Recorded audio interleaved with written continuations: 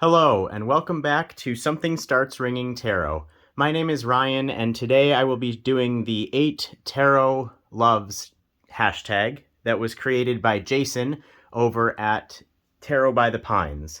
I really liked this tag, especially for this month of February to celebrate love, so I wanted to participate myself. So this tag is all about the 8 different types of love that the ancient Greeks valued and are still valued today as 8 different types of love. So the idea is to pick a tarot deck from your library that corresponds with the 8 types of love. So the first type, I'm going to be reading Jason's descriptions, and then he also provided 2 references where he got the descriptions, so those will also be in the description if you want to look into them yourself. So number 1 is Eros, or romantic love. And Jason's description says, Eros is the first kind of love named after the Greek god of fertility, and in real life, this translates to romance, passion, desire, and attraction.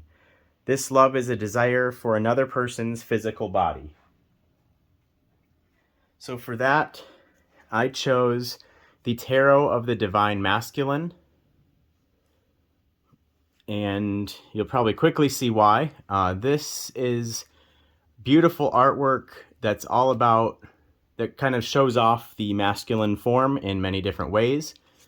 I really enjoy this deck. It just has beautiful artwork, but it really kind of focuses on that body positivity, body attraction, like love for someone else's body, passion, romance, things like that. So this was my pick for that deck, for the Eros love. I'll have all these decks linked in the description if you want to check them out yourself.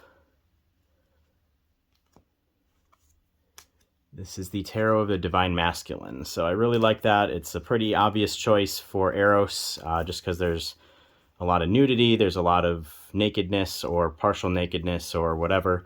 So it just kind of fits that kind of lusty love, or corresponding to the physical body, loving the physical body. The next type of love is Philia, or affectionate love. Philia is the love that develops over a deep, long-lasting friendship. It's platonic, respectful, and you care deeply about the friend, knowing you can confide in them and trust them to the ends of the earth. This was a little trickier for me, but I decided to go with the classic, the Rider Tarot deck. This was the first deck I ever owned, so I definitely consider it a deep, long-lasting friendship. I do consider it kind of a platonic, respectful friendship, because it's the traditional artwork. There's nothing special about it, I guess, other than it's kind of the traditional one that most other decks are based off of. Everyone knows this deck. We all obviously care about the artwork of this deck because that's kind of what stemmed everything else in this tarot field. But it's not a, like, whatever, a romantic love, I guess. It's a deep, long-lasting friendship, I guess, I have with this deck. So I respect it, I love it, but it's not really a romantic type of love. And the last sentence on this description says that you care deeply about that friend, knowing you can confide in them and trust them to the ends of the earth. So I think that just kind of shows, like, the long, affectionate love of Philia.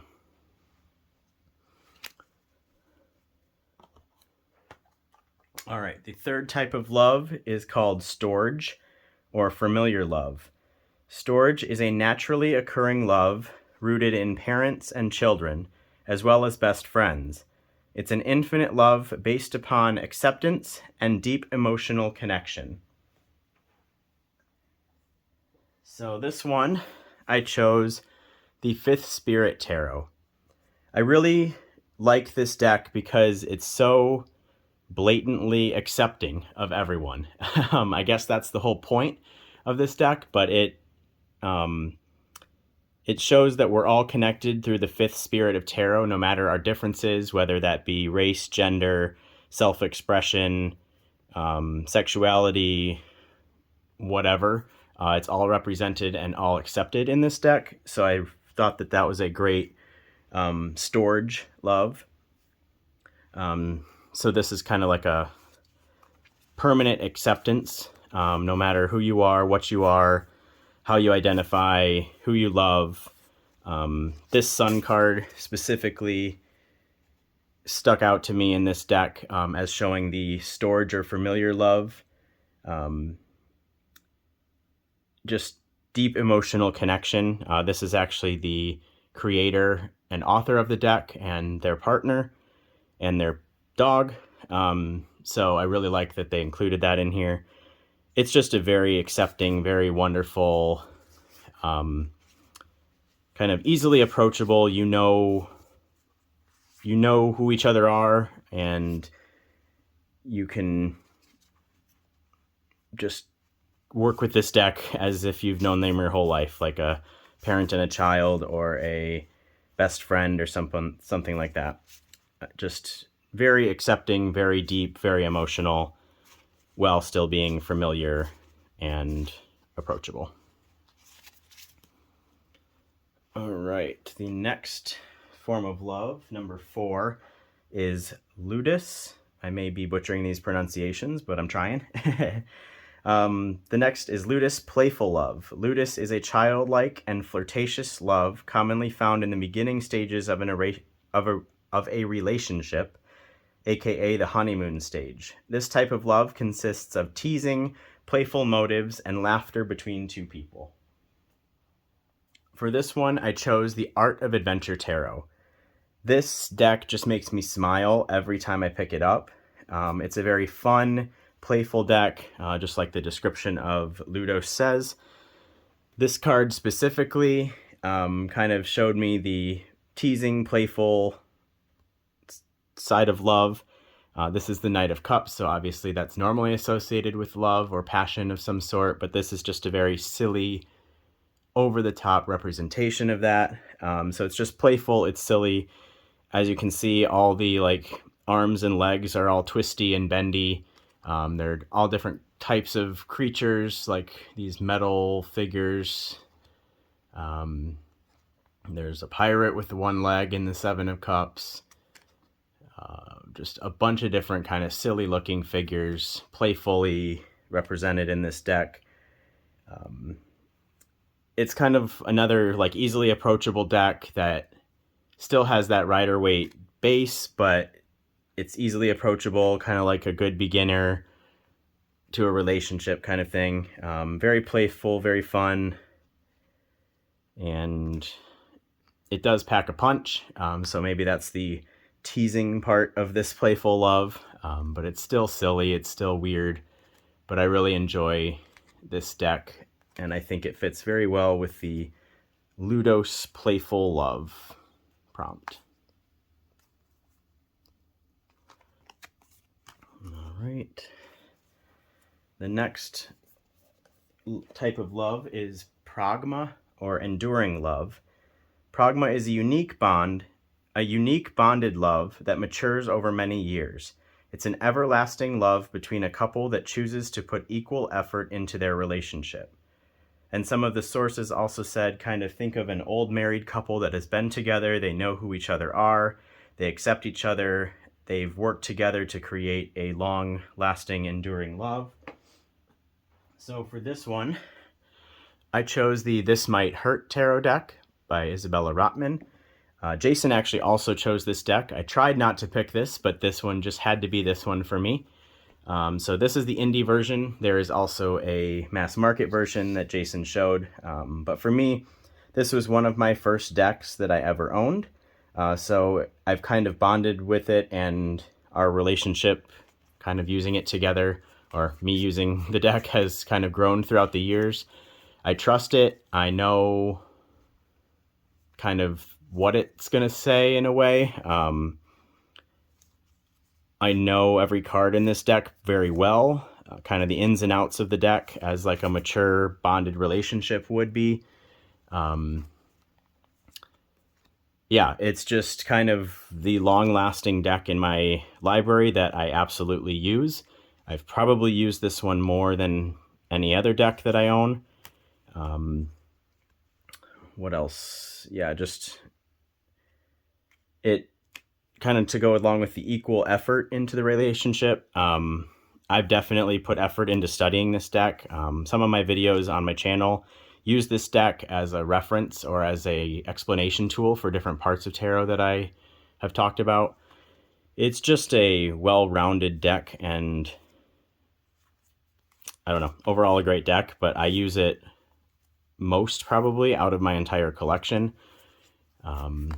Definitely one of my favorites. All these are great decks, but this one definitely fit into the enduring love because it was one of my first decks, and it's still in my rotation that I definitely use when I pick up tarot decks.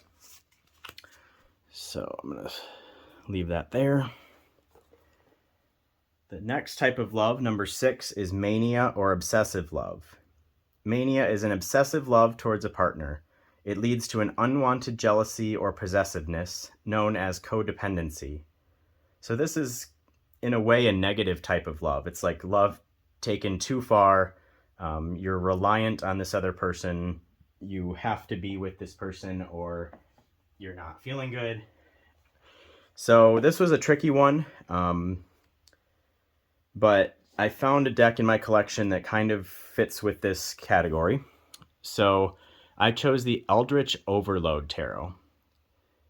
So this one isn't particularly a deck that I'm obsessed with and I use all the time, but it's a cybernetic, it's set in like a cybernetic world where everyone is reliant on technology and controlled by technology.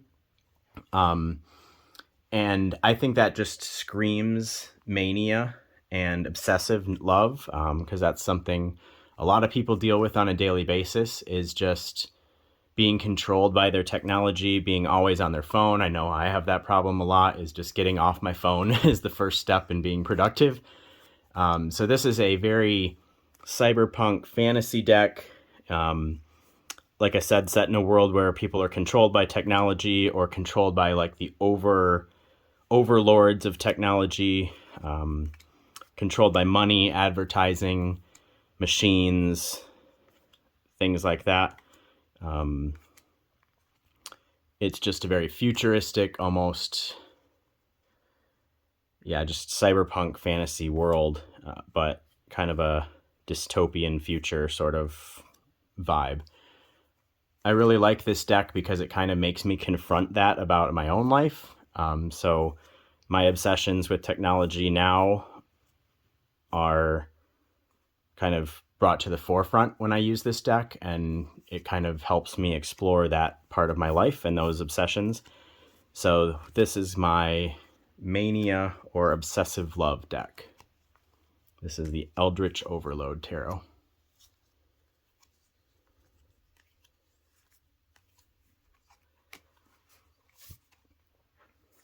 All right, number 7. This one is agape or universal love. Agape is the highest level of love to offer. It's given without any expectations of receiving anything in return. Offering agape is a decision to spread love in any circumstances, including destructive situations. Agape is not a physical act, it is a feeling. I really struggled with this prompt because it's such a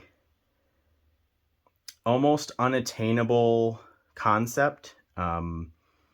It's obviously the highest level of love to offer, it says, and it's a very like ethereal love in a way. So I chose the deck Shadowscapes Tarot. Now this is a deck I don't work with very often, but I find that whenever I do, it's a very, what's the word for it? Very unique experience and very ethereal, kind of beautiful experience. So kind of that agape feeling of just giving love without any expectations of return. It's a very different world than the one we live in today, which I don't know what that says, why I chose this as universal love. But the fact that agape is not a physical act, but a feeling, this one just gives me a very magical, kind of eternal love feeling. So I went with this one. This is a very fairy-based world, and it's all fairies and nymphs and trees and spirit animals and magical creatures. It's a beautifully detailed deck, which I really think like draws me in, which kind of is like the agape feeling of I'm not looking for anything in return. I'm just exploring what this world and this love has to offer, or kind of letting myself go into this world without expecting anything in return. This might be a little bit of a stretch for agape, but this is what I came up with. So yeah, this is a deck I don't use too often, but I really, really enjoy it. I pulled this card out specifically because it's the Six of Cups, and I really think of it, it really kind of harkens back to that childlike, innocent love almost. That's not exactly what agape is, but just the idea of universal love, not knowing any different, I guess, is kind of my childhood connection to this, is that you can offer your love and just be loving without expecting anything. This person or this little girl is throwing a tea party for her animals in the middle of the woods, so I love that Six of Cups representation there. So this is the Shadowscapes Tarot, and I chose this as my agape love. And last but not least, this is the 8th type of love called Philia. I have no idea how to say that. It's in the description if you want to see the word. It's the self-love. So self-love is a healthy form of love where you recognize your self-worth and don't ignore your personal needs. Self-love begins with acknowledging your responsibility for your well-being. So one of the sources that Jason referenced also said something like, you have to accept and love yourself before you can kind of go into these other types of love. So that's, yeah, just a self-love. So I chose the Sasraibito Tarot. This is a very intimate deck, very, just speaks of self-love and kind of your responsibility to yourself before, I guess, before you can express love to others, you have to take care of yourself. So as you can see, a lot of these images are very close up on the situations. They are just very personal, very intimate. A lot of them show like half the person or like a very zoomed up part of the person.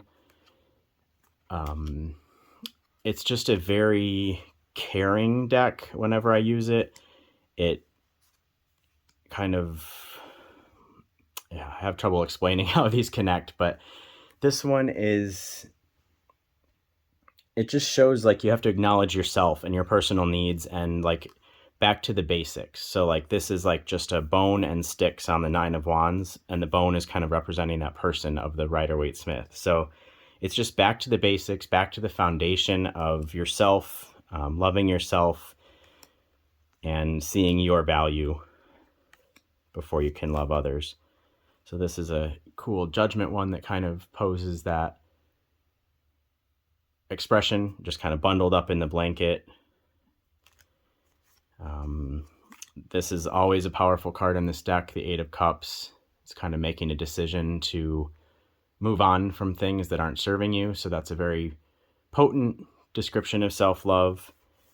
Another card, I want to say I pulled it out. Yeah. So this is kind of the ultimate self-love card in this deck for me, is the Nine of Cups. I think I've shown it before on my channel, but this is just a very inward looking, appreciating your own body, appreciating your own self, appreciating your emotions before you can blossom into the flower to love others.